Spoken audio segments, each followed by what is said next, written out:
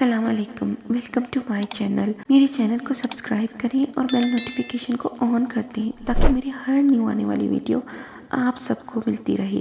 تو چلیے story start کرتے ہیں۔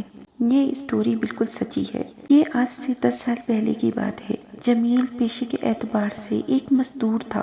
اس کا گھر شہر سے تھوڑا دور تھا۔ وہ اکثر رات کو پیدل شہر جاتا اور سیدھے راستے کے بجائے شارٹ کٹ راستہ اختیار کرتا تھا۔ اس شارٹ کٹ راستے پر ایک جگہ قبرستان، کھیت اور ایک کیکر کا جنگل بھی آتا تھا۔ جمیل جب شہر جاتا تو وہ ہمیشہ آدھی رات کو ہی گھر واپس آتا تھا۔ اس وقت وہ جوان تھا اور جنات وغیرہ پر یقین نہیں رکھتا تھا اور نہ ہی ڈرتا تھا۔ ایک رات وہ اسی طرح اپنے معمول کے مطابق شہر سے واپس آ رہا تھا۔ کیکر کے جنگل میں ایک پگڈنڈی بنی ہوئی تھی۔ اس پر چل کر وہ جنگل پار کیا کرتا تھا۔ یہ سردیوں کی ایک رات تھی۔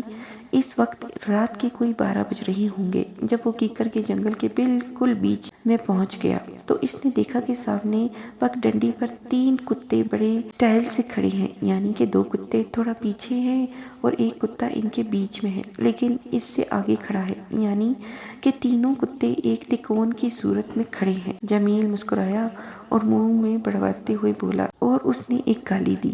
سالے راستے کے بیچ میں کیسے سٹائل مار کے کھڑے ہیں۔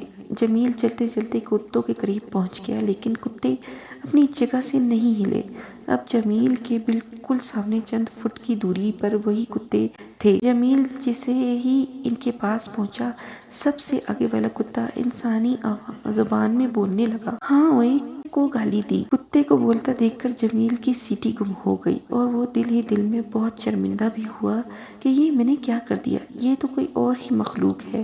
اتنے میں دوسرا کتا بولا، نہیں یار اس کو جانے دو، یہ تو اندھی مخلوق ہے، اسے کون سا پتا ہے کہ ہم کون ہیں۔ پھر تیسرا کتا بولا، چل اوئے ایسے ہی جانے دے کہ آج نہیں چھوڑیں گے اسے۔ کتوں کی یہ بات سن کر جمیل کو جو صورتیں یاد تھیں زور زور سے پڑنے لگا۔ پھر ایک کتا بولا، دیکھو یار یہ بندہ اپنے ایمان میں ہے، اس کو جانے دو۔ جمیل صورتیں پڑھتا ہوا ان کے پاس سے گزر گیا۔ کتے اپنی جگہ پر کھڑے رہے۔ جمیل آرام آرام سے چلتا ہوا کافی دور نکل گیا۔ اس کے دل میں بالکل بھی خوف نہیں آیا۔ جنگل عبور کرنے کے بعد وہ اپنے گھر سے تھوڑا ہی دور تھا کہ آگے راستے پر اسے ایک بالکل سفید موٹی تازی بلی نظر آئی۔ اس بلی کے بال بہت لمبے اور خوبصورت تھے۔